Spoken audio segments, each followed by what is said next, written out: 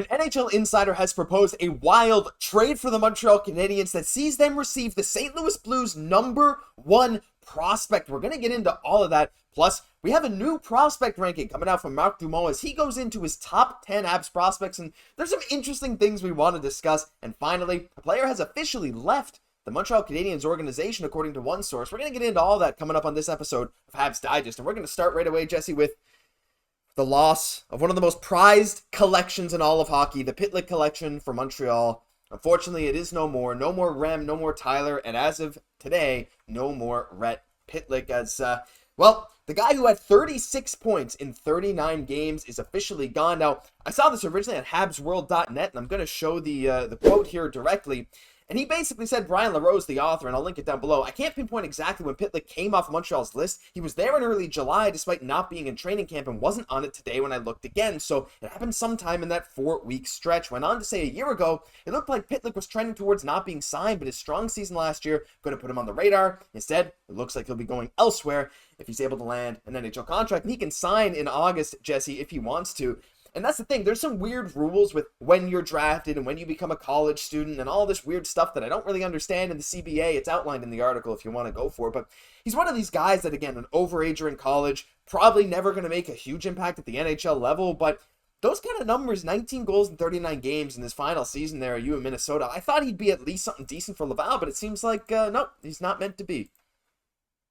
Yeah, with so many just young players coming up and only so many spots, kind of unfortunate, but almost not surprised all the same, right? Like when you're a young prospect and you're looking at this pipeline for the Montreal Canadiens, you'd almost have to feel, being in his spot here, that maybe you have a better chance of kind of getting that elusive roster spot on NHL club elsewhere, right? But definitely unfortunate because we know his brother Rem, like he had the speed, he had some good moments here in Montreal, right? And with this pick, we were wondering, can we kind of capture that again, that lightning in a bottle, that speed once again, right? So he's going to go for what's best for his career at this point, and we definitely wish him all the best at this point. Yeah, for sure. We'll see where he lands. I mean, it was fun having the guys where he lasted. Rem Pitlick, a legend across the NHL. He had a really good stretch. Like, I feel like people are so quick to forget that, Jesse. He's one of my favorite answers when it's like Montreal and a bunch of other random teams that Rem Pitlick played for. But all the same, best of luck to Rhett. It's a sad day to lose the collection, but it is what it is. But we'll move on to the next, maybe more important stuff in the video. And I wanted to talk a bit about this. And we got some new prospect rankings. Now, Marc Dumont, he's been going day by day here, doing 41 to 35, kind of going 5 or 10 players at a time. And, a lot of them we pretty much agree with. It's hard, a lot of people have different opinions when you get into these rankings. But now that we're into the top 10, I wanted to bring this to you guys. And again, link down below. Please go check out his article. As you guys know, Marc Dumont from Montreal Hockey Now does some of the best work out there. But I wanted to bring this up. So I think I got to move on. Nope, not that, not this. We'll get into that later. Here's the list. So Jesse, first of all, his definition of prospect is a bit different than ours. So it includes Justin Barron, Arber, Xhekaj, fair enough. When I look at this list, my first reaction was, that's pretty good. Now, I can only assume the top 5 is some iteration of Demidov, Hudson, Reinbacher, Fowler, and Joshua Roy, because those guys have not been ranked yet. There's no way they're outside the top 15, like I've seen. So it's got to be them. Here, the only question mark for me is, first of all, could Michael Hage be above Owen Beck? And honestly, could I put Arber Xhekaj ahead of Logan Mailloux? Because, Jesse, I know we talk about this a lot, but, Xhekaj, even though he's older, he's an established NHLer, and he looks like a guy who's probably going to be on the team for years to come, though him and Barron just signed similar contracts. For me, I could argue that Xhekaj's above Mailloux for now, though I can see the upside with Mailloux, and I could also argue Hage is above Beck, but overall, I gotta say, I'm pretty convinced by this. I love the love for Owen Beck, but for me, I'm putting Michael Hage just ahead, just in terms of just pure offensive talent, right? We know Owen Beck, he's going to be a slam dunk in the NHL. This guy's going to find a role because he's just a tremendous and very efficient hockey player, right? But for Michael Hage, right, I see him much more as being that 2C, where Owen Beck is kind of having more of that 3C type of role, right? As a projection, of course, this is all very fluid, right? And that brings up to your point of Arber, Xhekaj, and Mailloux. I believe that, in my opinion, I would have Mailloux ahead of Xhekaj for right now, just because, Mailloux's having that top 4 potential. Whereas if you look on a playoff team for the Montreal Canadiens, you're having Xhekaj most likely on that third pairing. Mm-hmm. Now, I'm not saying there's not a world where he can't get into that top 4. He absolutely can, because he's on the third pairing right now for the Montreal Canadiens. as a very young player, you think that definitely he's going to grow. His potential is definitely getting the top 4. But of course, as he grows, this team's going to get more competitive as well. The harder it'll be for him to kind of get that top 4 spot. But all the same, Logan Mailloux and Xhekaj, I think you're right on the money, Josh. Like, they're going to be battling it out still all the same. It's going to be neck and neck still. And obviously, Mailloux still has a lot to prove. We know what Xhekaj can do, but obviously Mailloux has done well in his short tenure, right? So we're really starting to get down to the best of the best here, but we're looking at some players even right now from 10 to 6 that look like they can have some solid impacts on the Montreal Canadiens. I got a hot take here, okay? Here's my hot take. Mailloux and Barron, I'm pretty sure, like, less than a year apart in age. I could be wrong, but even if it is a bit more than that, it's not far apart in age. And Barron has already established himself. Yes, I know he had a stint in the AHL for improving his defense, and while he was in the AHL, Mailloux looked like the better offensive player for sure, though Barron definitely looked a bit more mature on the ice. It is what it is. But Jesse, for being close to the same age, Barron has produced way more in the NHL. He had 7 goals for Montreal last year in 40-odd games. Is it that crazy to have Barron ahead of Mailloux right now, considering, I feel like we don't treat them as, about the same age, even though they kind of are. I know Mailloux has the higher ceiling, I would say, but is it crazy for me to want to put Barron ahead of him right now? I think that's maybe a hot take with a lot of fans, but just based on the body of work, I feel like you can make an argument.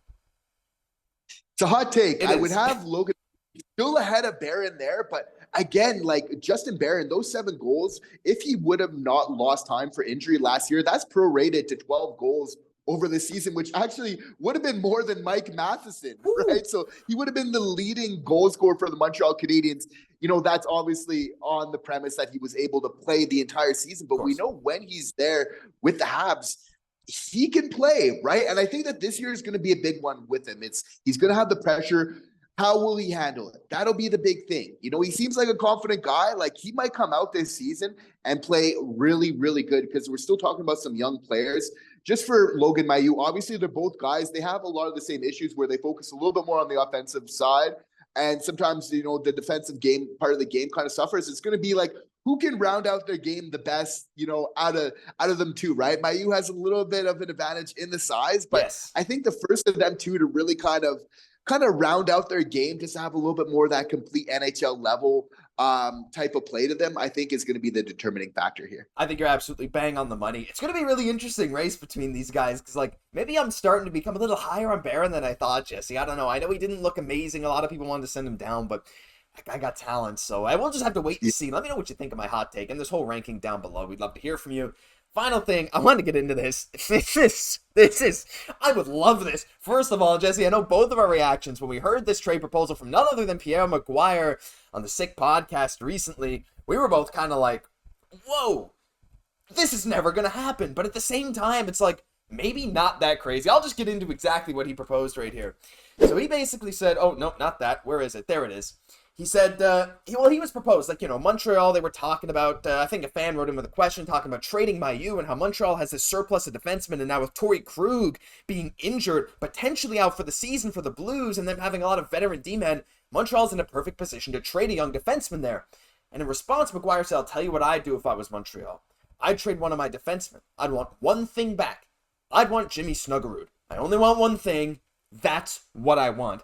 And Jesse, Jimmy Snuggerud, he is a phenomenal player. He is their top prospect, at least according to, multiple sources, including one of the Blues' top fan sites. But basically, looking at that, 42 goals in 79 games over the course of his college career, 21 points in 13 games for the U.S. He's their top guy. I'll leave the stats up.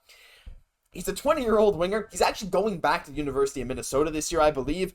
He's a pure goal scorer, and he is phenomenal at it. He would fit in amazingly for Montreal, and people are saying, in the replies, oh, you'd have to give up someone like a Mailloux for him.